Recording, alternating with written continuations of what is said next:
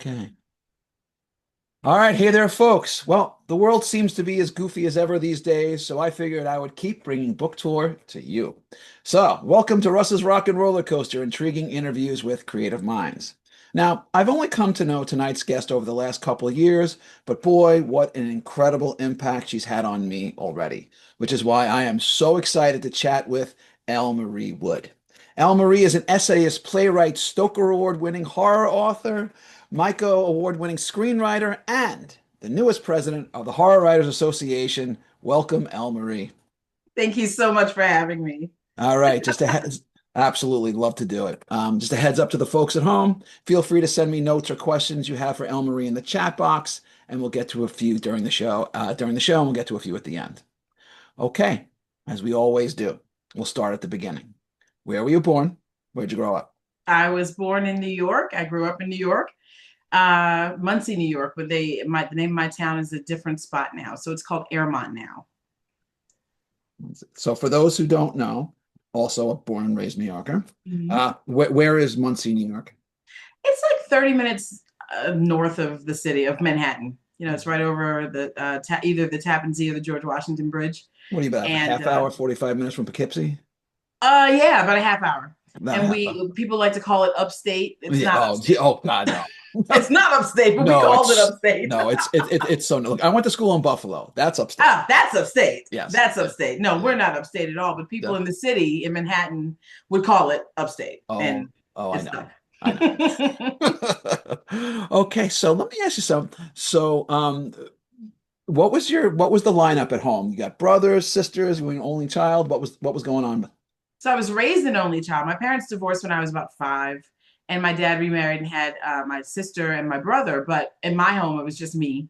So, and I'm so much older than them. Oh my God, I am 18 years older than my brother and 14 years older than my sister. So they Okay. had to deal with like parenting, which was I'm the most lenient of parents ever. So at least it seemed to them, right? So they had to deal with that. But yeah, in my home, it was just me.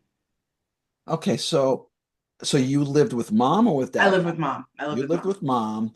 So so are your brother and sister, are they half brothers and sisters or Yes, they're half. they're Yeah, they're half? half. Okay. My dad remarried, so they're Uh, coming from that side of the family. Okay. So given that age difference, I mean, clearly you guys didn't grow up together, didn't live in the same house. How did that come? Was it more like, I'm more like an aunt to them than a big sister just because of the years? Like, what was that like? Well, because of the parenting aspect, I'm sure they were like, this lady from across the street won't stop bothering me. But it was more like an aunt. But in some instances, and in other instances, it was just like really me being a big sister because I'm kind of a kid. So, I'd come in and I'm not. I'd come in from work and they're children, right? And I'm sitting on the floor playing with them like I'm a kid too.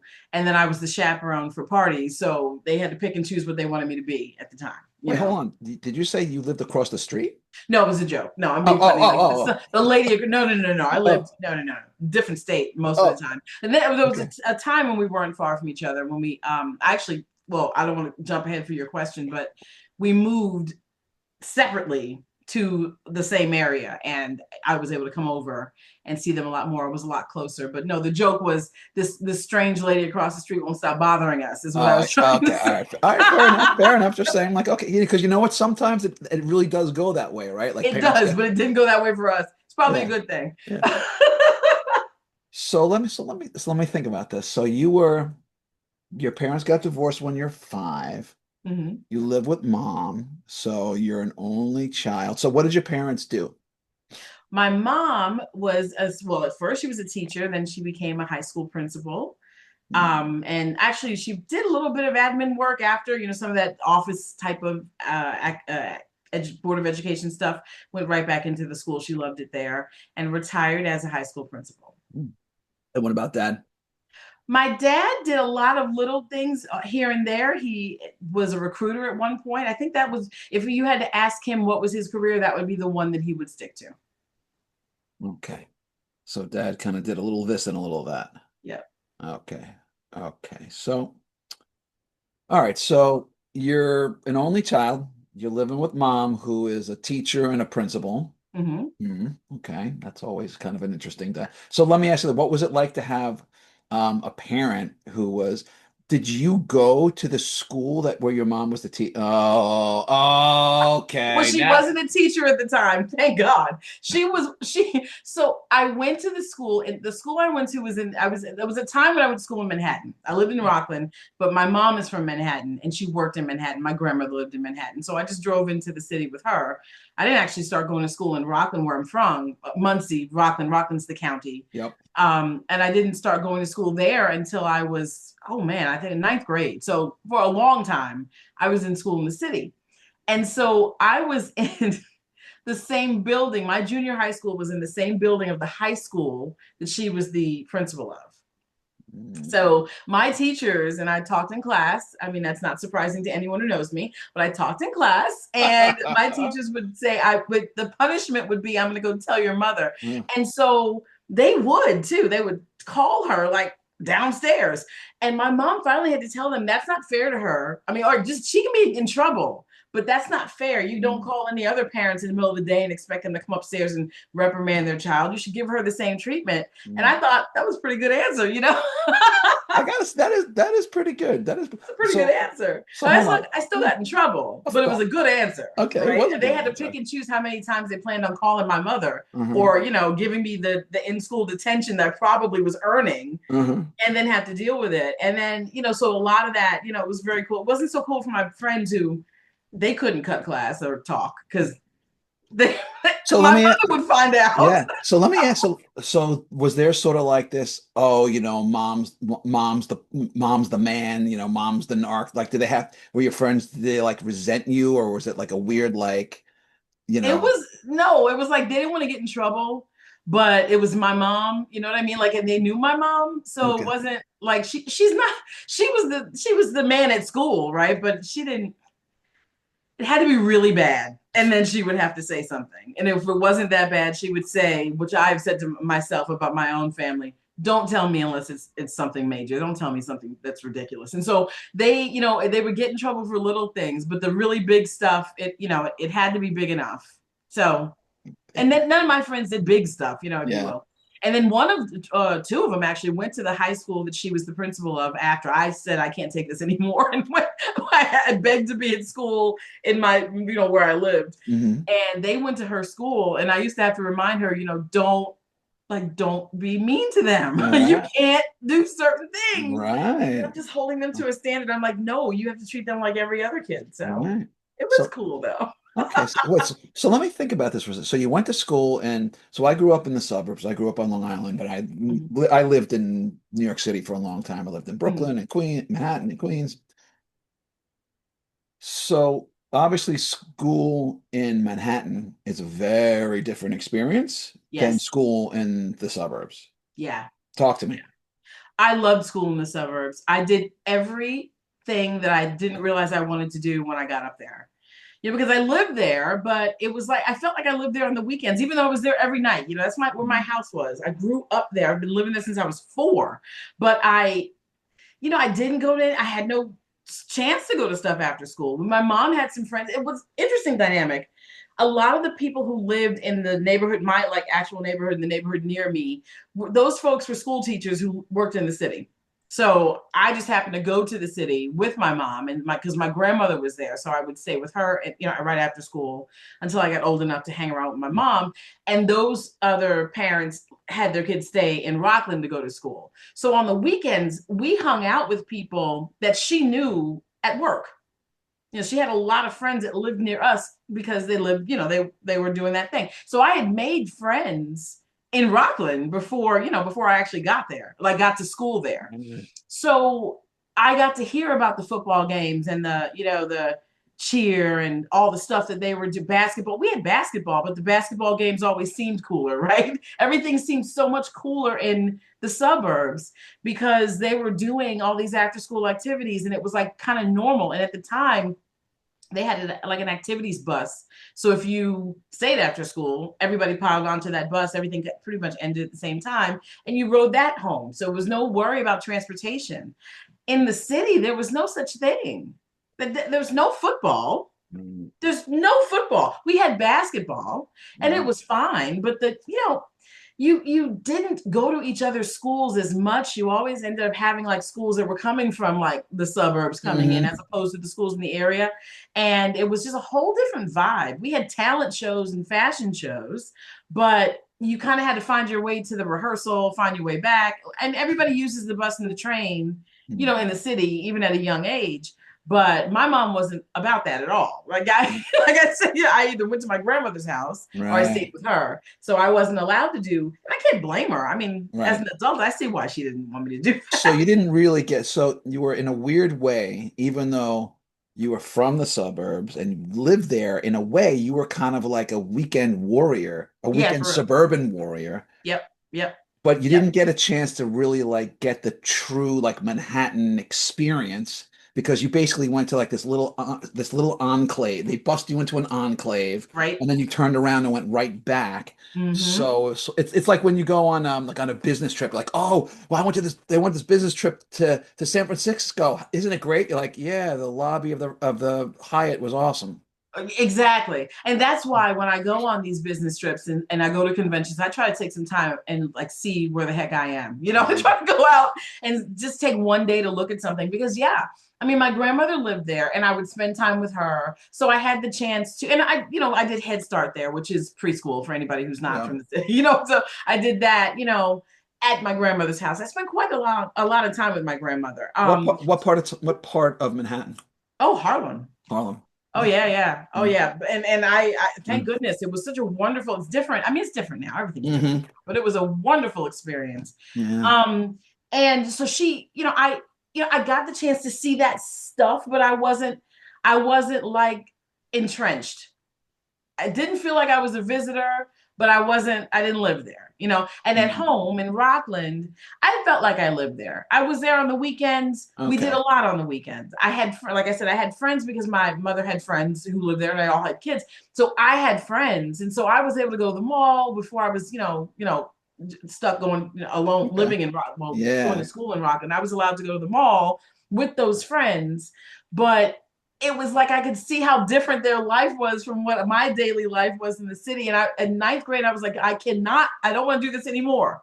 I Yeah. want to go and do that stuff. I did this for so many years. Let me do Yeah. something different. So Yeah. I'm really glad I did. So you were sort of like for until you were 14 or so, Yeah, basically kind of living like half in and half out of both worlds, but the exactly. whole but the whole of neither. The whole of neither, except in the summer, I was the whole of Right. Rockland. Yeah, yeah. Okay.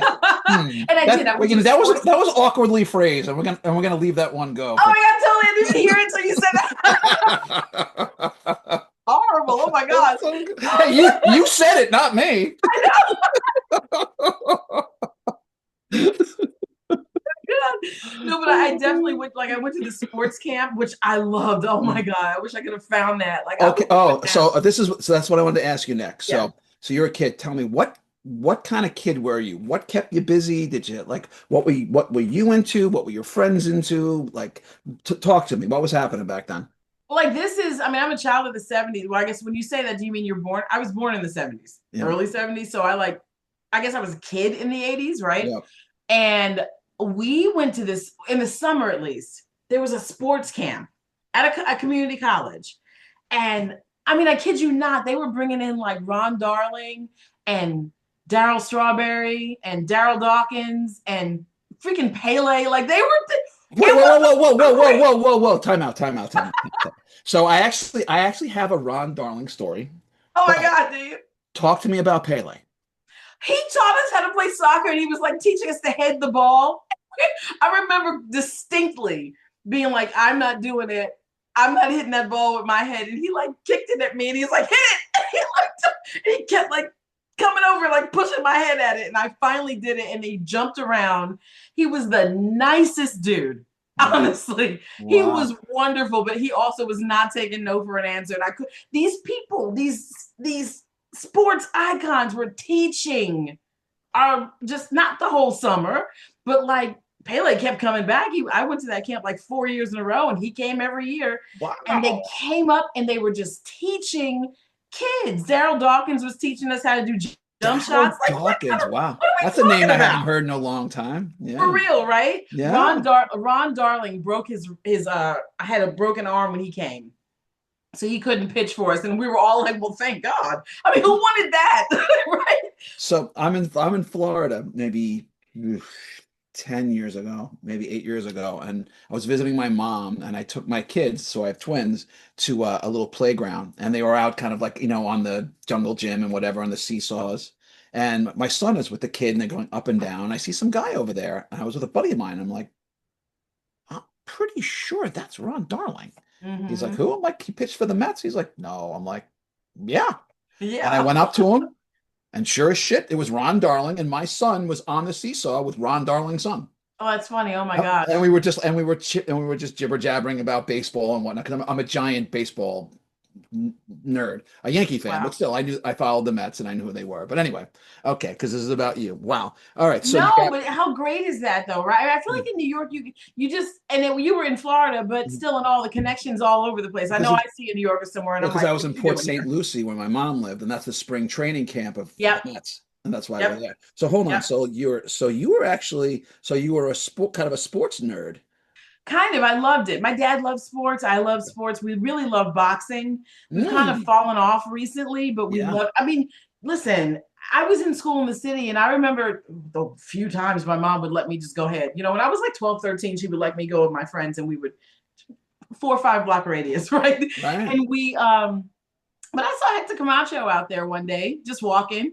And I knew who it was. My friends didn't because they didn't watch Right. boxing, but I was like, oh my God, right? So I Wow. talked to him, really nice guy. I mean, you just end up seeing people and Yeah. it's just what it is, Yeah, you it's a know? thing. Like, it's funny, only if you ever like really have been either in a space like that or you lived in New York where you're just walking down the street and you're like, oh, I'm like, oh, there's I met Al Pacino and Alec Baldwin and Totally. and you know and on, and you just like, and the thing is, I don't know about you, I'm not starstruck really at all. Like, I'm like, oh, okay, that's cool, but it's just like, you just see, they're just like, oh, and people are like, oh my God, you saw so and so. I'm like, yeah, he was like walking his dog and just having a taco. you Yeah, know, you like know? I think I'm in the middle. I'm not really starstruck, but sometimes I'm like, oh shoot, that's so and so. You Yeah, know what I mean? Like, absolutely, for but like I sure. have a friend who worked at back in the day a video rental place. It wasn't like Hmm.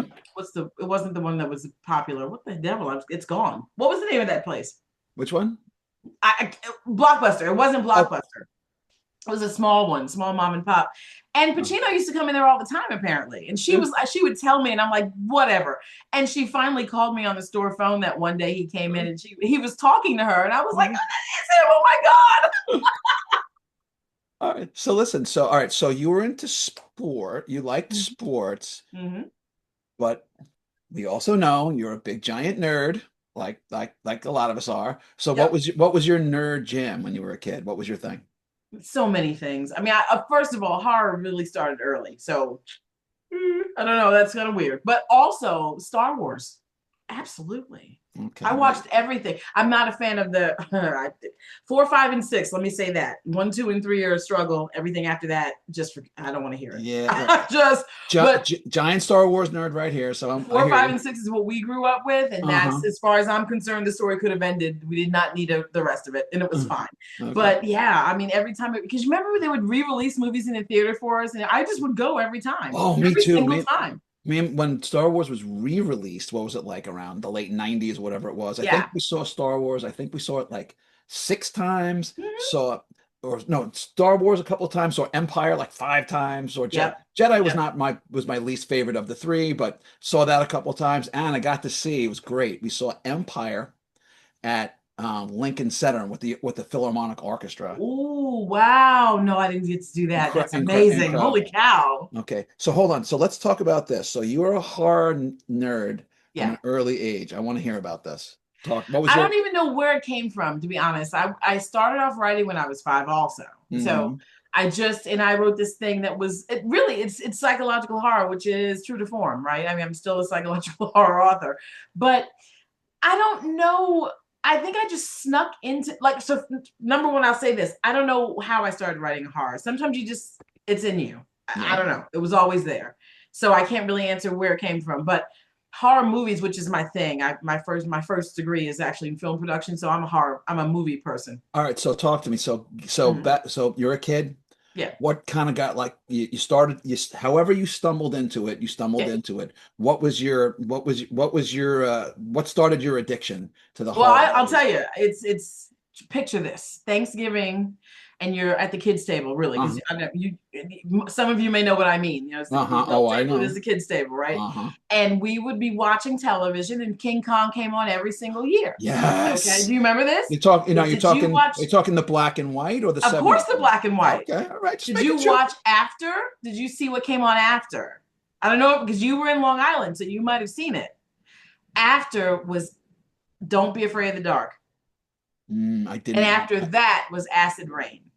I didn't watch those. I watched, right. We see, because I am the horror nerd. So I did, right? And Wait, you Don't Be said Afraid of King the Dark Kong, was Acid Rain, and what crazy. was the other one? Don't Be Afraid of the Dark. Oh, Don't Be Afraid of the Dark. Yeah. Yeah. Don't Be Afraid of the Dark was like this creepy movie about these little weird, I don't even know what they were, like little munchkin sort of weird things that would come out and they attacked this pregnant woman and dragged her off at the end of the movie, basically. So they were tormenting her, then they drag her off. And Acid Rain, I can't even remember what's happening, but their faces melt. I think Lauren Green's in that. I think Lauren Okay. Green, his whole face melts. And I remember being like, these are the best movies ever. All of them. So that was me at Thanksgiving as a young kid. And I watched Wow. all three of those. Oh, So wow. Okay. So, all right. So the Dark and Creepy started early, yeah, yeah. and then after that, you kind of like talk to me, like, come on, fill me in on your addiction here. Well, I mean, I love movies. I knew early that I liked television and movies and Right. things like that. And I would watch it, and nobody said anything about it. Like, it wasn't Right. like anybody said, turn King Kong off. Why? Or turn, and nobody cared what came on after that. They were too busy talking at the adult table. Right. So I got to watch this stuff every single year, and no one knew I was watching it, and it Mm. didn't, to me, it didn't seem like I shouldn't be. It was on television. You know how Right. we trust everything? People Right. trust everything on the internet. We trusted everything on the television. Totally. So, yeah, it couldn't have been that bad. So I watched it.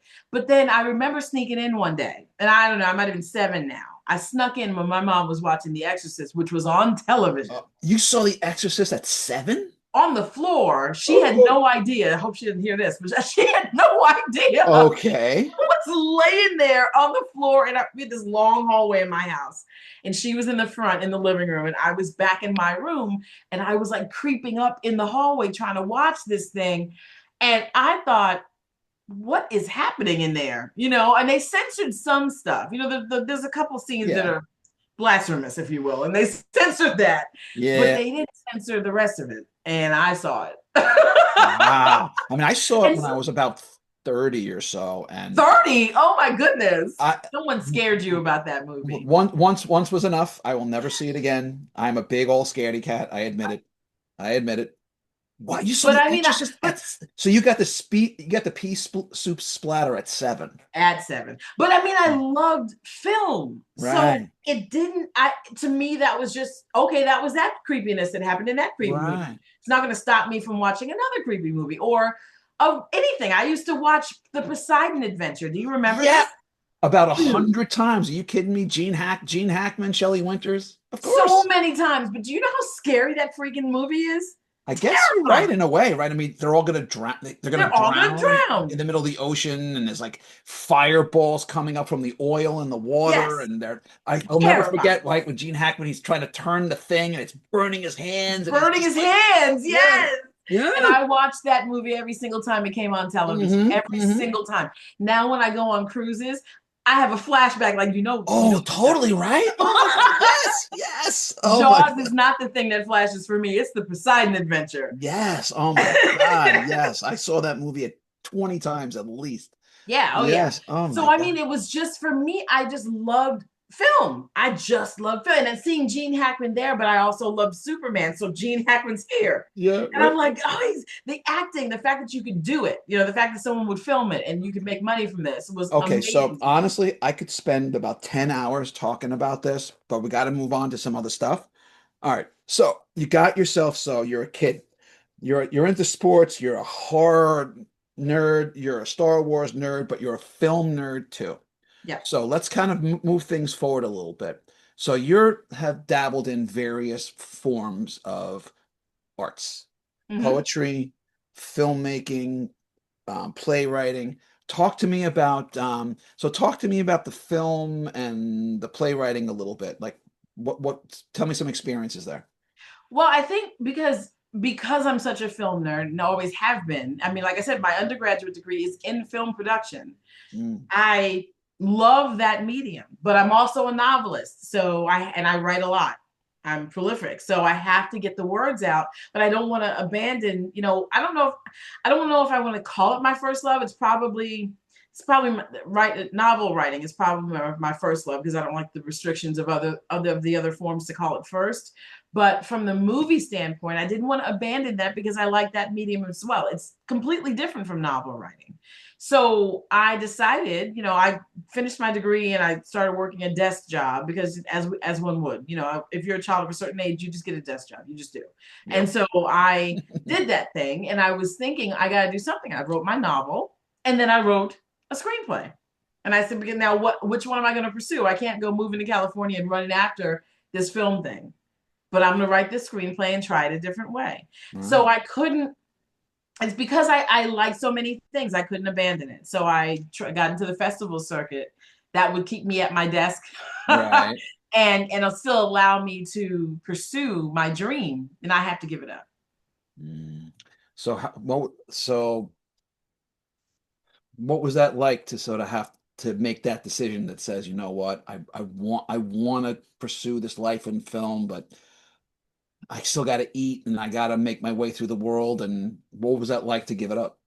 Hard. I'm very envious of people who can say, doesn't matter, I'm going after my dream. I don't care what happens. I'm just going to do it. I'm going to sleep on the floor. I'm going to, not whatever. Yeah. I'm just going to go for it. Yeah, I'm envious of that because I often will say, you should have just gone to California and try to hustle this thing. You should have done that.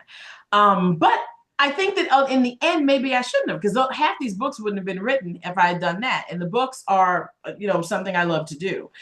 But it's and difficult to make. sleeping on the floor, it's not as glamorous as it sounds. It's not. It's terrible. And I knew that wasn't the life I really wanted to have. Yeah. I didn't, I didn't want to start a family right away. I knew that too. I wanted to try and like work and, if I was going to get a desk job, try and do well at it and, climb the ranks in that way and do those things and be prepared for family life. But at the same time, it's hard to turn your back on the thing that you think that you should be doing in the way that most people are doing it. Because back in the mid to late 90s, that's how people were doing it. They were going out to California, rooming Yep. 10 to a room. Yep. Everybody's working 1 or 2 shifts, and some people are trying to audition, some people are peddling a screenplay, some people are trying to get where, and no one's making any money. I was an intern when I was in DC and I was in college, and it was not a paid internship. They were not paid back then. And I felt the pinch because I was like, Mhm. I still got to get a job. I got to go to class. Like, wait a minute. I just didn't think that in the long run, it wasn't about failing or succeeding. I just didn't think in the long run it was going to serve me in the way I needed it to serve me with my 10-year plan. Mhm. Why did I have a 10-year plan? Because my mother was a high school principal and taught me the value of you need to pay a bill. Yeah. You need to keep your house. You need to be, you have to make sure you do certain things. All this Oh, is stop. nice. Oh, listen to you and I have to eat and need Gotta eat. and need Gotta eat. shelter. But For sure, for but sure. again, that same thing is not true of the generation that's behind me. I'm envious of the millennials who are like, I am going to find what makes me happy and what makes me want to keep moving forward. Yeah, Those folks are true, doing the true. thing. But who's paying for their life? That's correct. People like me. Right. So, yeah. But in Mm-mm. the end, I'm not sad about the decision. I think you Yeah. get where you're supposed to get when you're supposed to get there. So that I was able to write the books and get to this point at this stage means I was supposed to get here at this stage. So you did a little you were involved in varying degrees and I apologize for I didn't get all the details. Talk to me about you did some work with maybe with Jamal and Linda and some of your You know, film, like, was that right or not really? yes and no. We had a project going, and I'm sure that one day we'll pick it back up and see what we can do with it. But it was a project that we were all connected to. That we will see how it goes. It could still be. What I will say about that is we have a pin in it. So Okay, good. Fair enough. Fair enough. Yeah. Fair enough. Okay, so you've done some, you dabbled in film for a while. You did a little playwriting as well, if I understand correctly. Yeah, yeah. Well, That's actually new. okay, what's going on there? Well, we'll see. I mean, I wrote a play and it came out like a screenplay, and I had some friends tell me, no, this is not a stage play, Right. and I understand, but it's not. And so I had a couple revisions with that. That was difficult because it's different than all of the other ways that we write. So I learned how to do it, and I actually had a table read done in a local theater, and I had one of those. I don't know, the terminology is escaping me, but when they, I don't know, they something beyond table read, but not actually blocking, some kind of blocking read. Okay. So we'll see. At some point, maybe we'll see it on stage. So how did so I like I dabbled in a bunch of different things. I was doing a little directing for a while, and I thought maybe I was gonna some play stuff, and I thought maybe I was gonna head in that direction.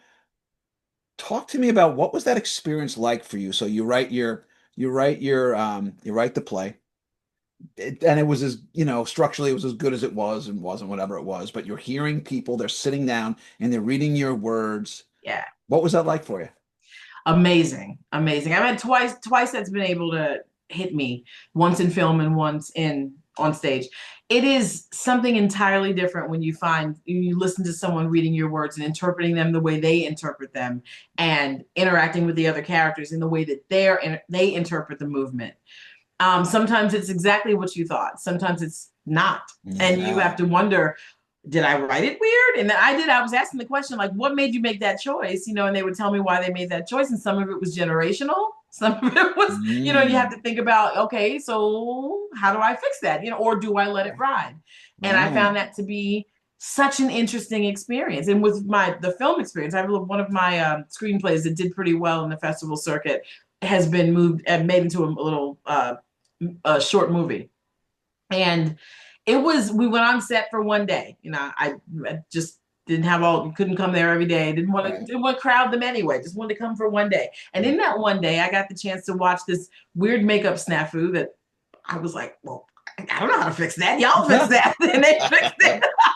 And they fixed it. And we had a casting issue that we didn't realize during we cast this in COVID, and then we had to shoot it after. And during COVID, one of the guys like really worked out hard. He buffed up.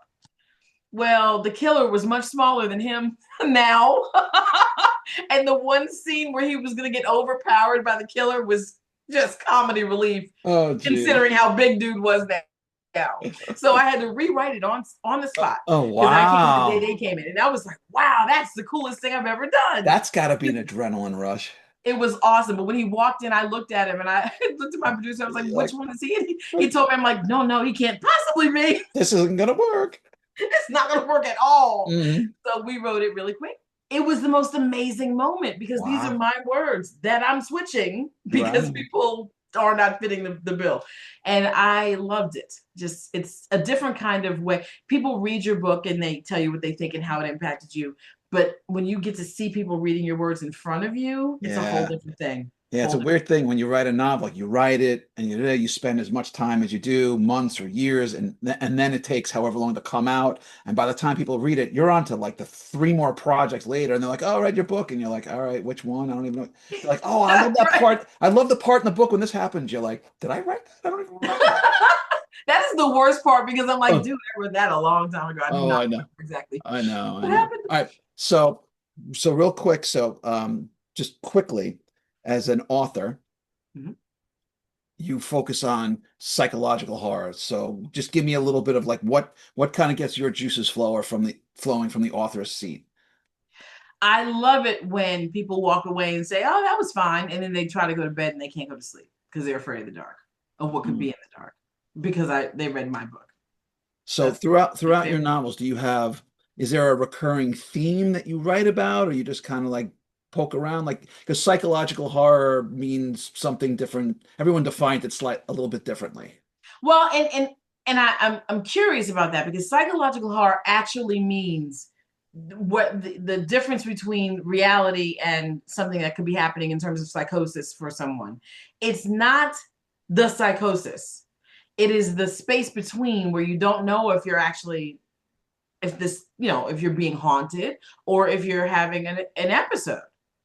And you don't know that, especially if you were not a person who was having any, mental illness challenges, to be having an episode would make no sense to you at that moment. But does the haunting make sense? See what I mean? So you have to try and figure that out. That's really what psychological horror is defined as a subgenre. I'm Yeah. seeing it used differently these days. And Yep. while I'm not necessarily against it, I just think that I think it's a different word. I'm not sure what the word Yeah. is, but it's Well, not that. yeah. Well, language morphs over time, and definitions get co-opted, and They do. candidly, sometimes people just get lazy and they start using one word in exchange for another word as if they're the same, and they're not. But if enough people use that other word, then they say that's what it means. And what do you get? You can either spend the time fighting with them that they're wrong, or you can just go, all right. And you kind of go with this new definition begrudgingly. And what's happened is that I get put on a couple trauma panels, and it doesn't apply. That doesn't apply to psychological horror. For me, is not that. So when I'm Right. on these trauma panels, I'm like, I don't know how to contribute here. So I end up saying something that doesn't sound ridiculous ultimately, because I've asked people, did I sound like a fool up there? But apparently not. But it's not what that means to me as an author who writes Yeah. psychological horror. See that's really, to me, that's like the heart of it, is like, what does the definition mean to me? Mm-hmm. Right? I mean, and that's the thing, like that's the goofy thing about language, is that words that we take for granted, as if, oh, when I say this word or you use this turn of phrase, everyone knows what I mean. Mm-hmm. Maybe they do, maybe Mm-hmm. they don't. Being from certain areas, you say one thing and Yes. someone else doesn't know what we're talking about. Like I said something about staking a pizza on a like a bed. It was like a bed, staking a pizza on it. And they staking a pizza made no sense, or staking money on it, or Right. staking grocery on it made Right. no sense to this person. And Mm. I'm just like, what do you mean? So you have to be really careful. It's difficult to write. I mean, and try to make your book make sense to everyone. Well, Um, yeah, for sure. and that's just in one country. Try to go outside of the country. Oh, no kidding. All right, so some sort of big happened in the last couple months. Somebody here, I'm not going to say whom, at least Ellery, is now the new president of the Yes, yes. HWA. So, because clearly, you're lazy, and you're not into like responsibility and being an adult and all Nah. that. So talk to me about what you see as, what is your intention to bring to the HWA, and where are you hoping that it will start to move over this? I don't know how long your run is. What is it? A year, 2 years, three, whatever? 1 year, yeah. I came in at the halfway mark. Okay, so sorry, so you got at least a year. What do you hope to bring to the HWA? That's a loaded question. That's like a long, how long do we have? Let's see. Well, go ahead, talk a little bit. When I came in as the vice president, I have been a mentor with the HWA for a number of years. Like, I mean, I don't know if it's quite 10, but could have been number of years. When I came in, I had been looking for a different way to serve, if it makes any sense, or a different way to have the HWA impact my life. I'd been a member since the early 2000s because, as one does, you join your industry organization. That's what I did when I was a project manager. That's what I do in my writing life. So I became a member. Then I wanted more from it. So I became a mentor. Then I wanted more, and I became the vice president. Then, the shift has occurred. Now I'm president. So what I want to do, I'm finding what is important to me is that I find something that grows with me.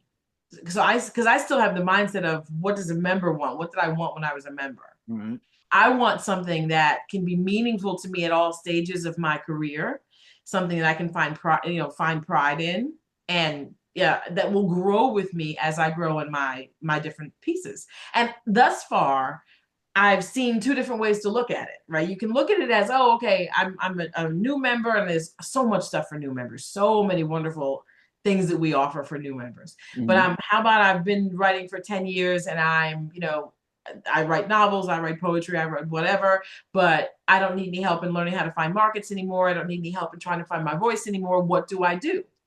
But I don't want to serve. That's the key. If you don't want to serve, there's a bit of a delta that we need that I am trying to fill. So the way that I look at it is you can make your organization be whatever it is for you. For me, serving made sense. And I have found fulfillment in that. And I find pride in the organization because I'm contributing to it. How do I help other people who are, seasoned writers now find that same connection and pride that will carry them through? So that's my goal, to try and make sure that I'm providing those opportunities for people who are not new but still want to be really involved in the organization that they love. So you want to help the existing members find a deeper sense of connection with the HWA. Is that what I'm hearing? Yeah, connection, but also, I don't want to say usefulness, because that's not necessarily what I mean either. I mean, there's Participation? well, yes, it will increase participation if we can find the thing that will tap into that makes them excited again. Maybe excitement's the word. Excitement might be exactly what I'm looking for. For me, I found it in service. Other people don't necessarily find it in service. So what do they find it in? And my goal is to try and help to provide those opportunities for them. And we're going to be, so Stoker Con is going to be in Pittsburgh for the next 2 years, if I understand that. Is that Yep, correct? next 2 years. Yep. Okay. Okay. So looking forward to that. Which is And extremely cool. I mean, if you like Night of the Living Dead, this is an extremely cool thing. This is what I'm talking about. When you go to a place and you want to try and figure out like where you are, you don't want to just see the hotel lobby. yeah. If you're going to Pittsburgh and you go You to know the what? I've never been to Pittsburgh. oh my God, you've got to go to the cemetery. Oh, I have not gone to the cemetery yet. I chose the mall instead. You've seen The Night of the Living Dead, right? Uh-huh. Okay, so Dawn of the Dead was filmed in the Monroeville Mall, which is like, I don't know, 20 minutes away from where we are for the Stoker convention. And so I went there because I'm like, I like the movie. I feel like an idiot. I was a zombie on the escalator because I saw the zombie on the escalator in the movie. The cemetery where, the very beginning of the movie, Night of the Living Dead, and Barbara and her brother are standing there and the guy's Uh-huh. off in the distance. That cemetery is like 6 miles away. These are Oh. the excursions that we as horror fans can take while we're at this convention to Yeah. entrench us into, not just being at the convention and the networking that you might be trying to do or the learning that you're trying to do or Oh, whatever, totally. having the fun moment of being a Oh, that's zombie in the exactly it. cemetery. Yeah, because last year when we were up in last year was like, We were at oh my God, Stanford. yeah, yeah, Mm-hmm. not really a whole lot to see in like thriving downtown Stanford, but that's okay. Pittsburgh's going to be a big one. I can't wait to check that out. I got a little chair thing here, and I'd love to keep talking about it. However, now it's time for a special segment on the show where we spin the wheel on the wheel of 7 categories, including Let's do some it. some new ones I brought out for tonight's show. Wherever it lands is what you get, and the Okay. categories are Vampire's Choice, Secret Superstitious, Stranger in a Strange Land, Soundtrack of Your Life, No Such Luck, Dinner is Served, and Hello Earthlings. All right, I'm gonna give it a spin, and whatever you get, you get. You ready? Go for it. All right, so round and round, no whammies. What do we got here? And for you, No you whammies. you got okay, Vampire's Choice. What is this nonsense? Okay, you have stumbled upon an ancient spell that enables you to immediately bring peace and prosperity to the world for the next 1,000 years or more. Okay. However, to fulfill this global act of kindness, you yourself would have to become a vampire, sentenced to an eternity as the undead doing all the nasty things that vampires do. Would you accept your role as a vampire or let humanity figure things out on their own? Questions.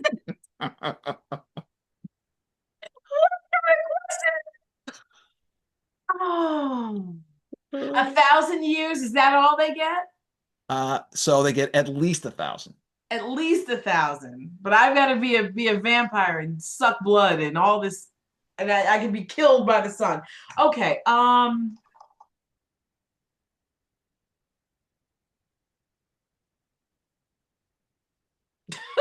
think I would do it. Sorry, I gotta people. be I honest. want to love you, but sorry, I just can't. I gotta be honest, man. If nothing changes and we're all just like I could act like if nothing like they don't like suddenly be cursed if I don't do it. Everything just goes on like normal if I don't do it. I don't think I don't know. I'd love to be selfless, but I've seen too many movies. Mhm. Okay, look. Hey, look. If you don't want to take one for the team to help all of humanity, that's up to you. I don't No know. judgment. Because listen, all you gotta do is, do you know, I'm just push messing. me outside in the sun and I'm dead the next day. That is not fair. Hey, whoa. When you agreed to come on the show, I never said anything about fair. And then you didn't. But I'm saying, if I find this, like if you said that people will die immediately if I do not do this, that's a different thing. You did not say that. You said that they get, no, I don't think All right, I'm sorry, people. Look, she had a chance to save us all I for did. like 1,000 years, I but she had a said chance. no. Oh well, you do what you will. All It's right. only 1,000 years. If you said forever and ever and ever, Uh, maybe. But she all said right, 1,000 fine, years. fine. You don't want to help out your fellow Oh, man, mankind. That's up to you. All good. Just no, kidding. because someone would push me outside immediately and I Uh, would burn up all right. for all of Okay. my effort. Okay. Well, all right. That was great. But now I'm going to pick your poison. I got three choices for you. I got A, B, or C, but I'm not going to tell you what's behind each one. So you're Oh going to pick gosh. one, A, B, or C. After that last thing, I don't know if I trust you at all. C.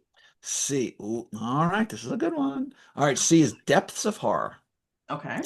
Horror has been in the middle of yet another resurgence, having become, at least for now, less of a niche and more mainstream. That said, as a lifelong horror fan, what to you is the difference between a casual horror fan and those who are more, let's say, hardcore? So, what is it that Oh. hardcore horror fans like or understand or appreciate about horror that more casual fans perhaps overlook? And this has nothing to do with liking or disliking, but the casual horror fan has no idea really that there are so many subgenres of horror, that it's more than just like Saw and Hostel and gore and nasty. If you are a hardcore fan, you may not like quiet horror or gothic horror or psychological horror, but you know they exist. You know enough not to like it because you know it's there. You know it's not only visceral. So you can tell. For me, you can tell that almost immediately. Someone who is not a hardcore, oh, it's just a casual fan, their favorite movie is Hostel. Okay, fair enough. Okay, so now I'm going to give you some truth serum. I got 10 questions. I'm going to do them quick. You ready? Yep, All right, favorite flavor ice cream. strawberry, What's one food you will never eat ever for any reason? liver. I'm with you.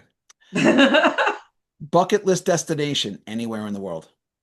it matter if I've been there before or Egypt? Ooh, good one. Scariest movie you ever saw? Juon. I'm sorry, Juon 2. I don't know. Juon 2. Okay. Okay. Japanese horror movie. It's terrifying. Early Okay. 2000s. Oof. If you could have one superpower, what would it be? Invisibility. Mm. If do you play any musical instruments? And if not, which one if you could? Drums, if I could. I can't play. Okay. Oh, drummer. I've tried. My son's a drummer. Okay. I'm terrible. Uh, cats or dogs? Both. Same. Favorite cocktail, and if you don't drink, your favorite unwind beverage. I don't drink often, but when I do, mojitos.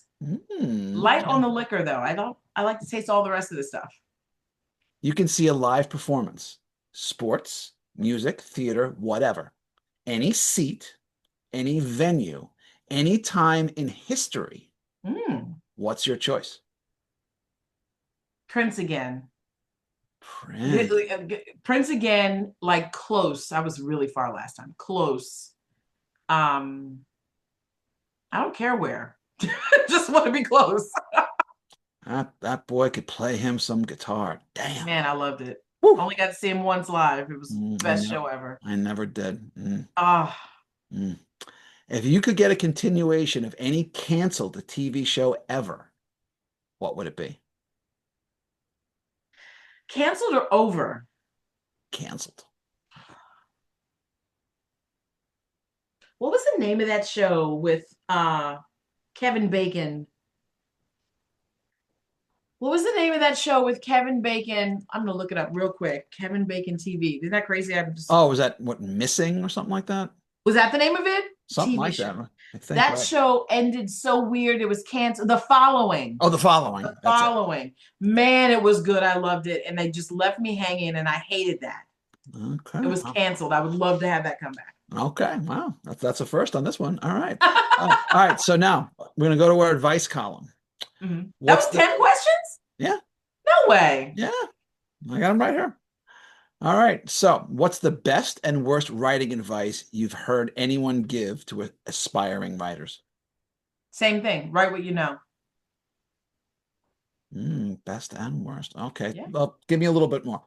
Okay, so if you only write what you have access to, what your world looks like, then it's going to be a very limited view. Right. If you write what you can know more, so research, go out, venture past what you know, talk to people that are not like you, get different experiences. Then you can write what you know because you know different things now. Okay, fair enough. All right, so we'll take some questions for the audience if we have any. We don't. There's one question I did want to ask, and I didn't before. I meant to because we were just chatting so much about being nerds and being kids. So, what's your heritage? Oh, I'm African American. So, from like, where does your family hail from specifically? Well, genealogy tells me, we've just been here. Oh, genealogy tells me Egyptian on one side Oh, and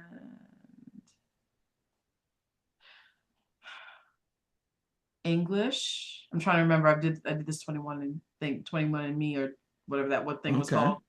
called. English and Nigerian on the other, something like that. Okay. Oh, Mhm. okay. Wow, my Egyptian princess here. Okay.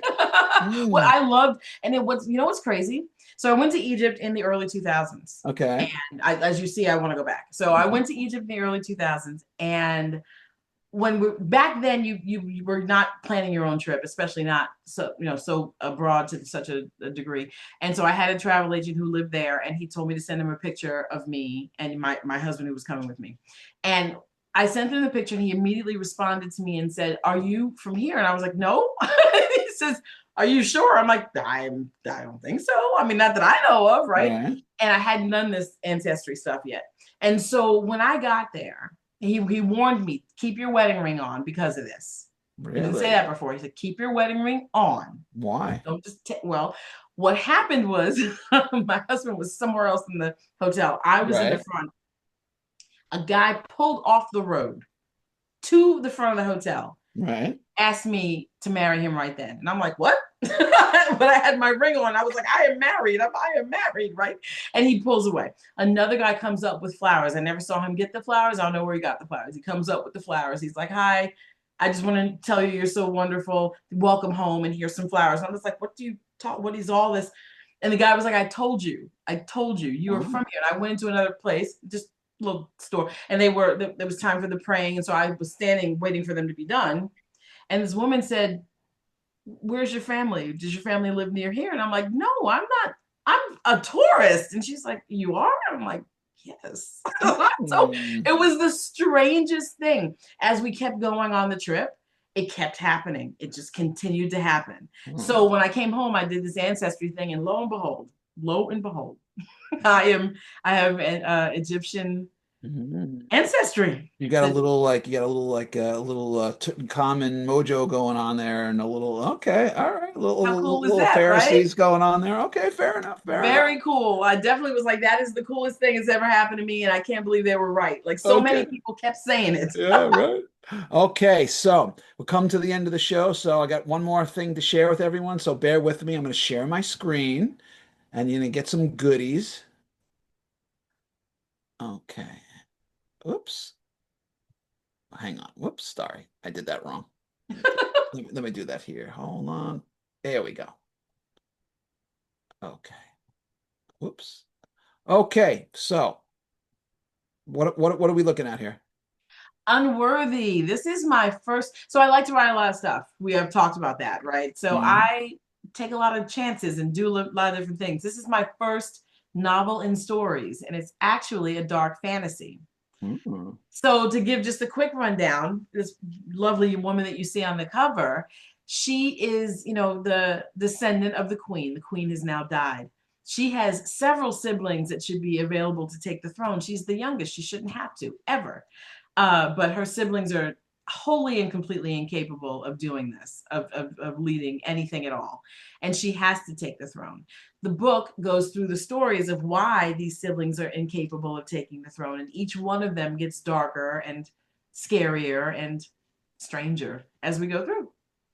Very cool. Wow. Awesome. All right. And can we get this? If we wanted to pick up a copy, If where you wanted to pick up a copy, you could get it from obviously Amazon. You could get it from Mocha Memoirs Press directly. okay. You could anywhere they're sold. Barnes and Noble, All it's right. available. Very cool. All right. Awesome. So, folks, if you haven't already, pick up a copy now. All right. As for me, so for the last several years, I've been working on my Angela Hardwick sci-fi thrillers. Angela Hardwick is an intergalactic uh, private eye. To me, she is part Blade Runner, part Doctor Who, and part John Wick. This is the second book in the series. There are five in the series so far. These are standalone thrillers. You can read them in any order, and you could be one and done. I reintroduce the world building and the characters every time out. In Fractured Lives, um, a middle-aged mother comes up to Hardwick and says, "Please, please don't dismiss me. People laugh in my face. The cops have thrown me out of their office. They think I'm crazy. I'm not. I have a teenage daughter who's a freshman at this prestigious art and celestial design school, and everyone's telling me she's having a nervous breakdown. I'm telling you, she's not. Someone has stolen a piece of her soul, and I need you to get it back." And that's what kind of kicks off our adventure with Hardwick, and it takes her down the rabbit hole of um, um, university politics, the art world, and rumors of the Scarlet Raj. And you better be careful, the Scarlet Raj will come and get you. Maybe the Scarlet Raj is an urban legend, and maybe not. You can pick up Fractured Lives and the other books in the series online and on my website, and it's published by Crazy Eight Press. All right, folks, that's our show. I want to thank my guest, the absolutely fantastic Elle Marie Wood, for coming on, and I want to thank everyone who he came out if you're watching at home, and always, as I always say, please be gentle, be kind, be generous of spirit, and for God's sakes, go read a book. And I'll see you all in 2 weeks. Thanks, folks, and I'm Thank out. you. Be good. Okay, thanks now, and have a good week.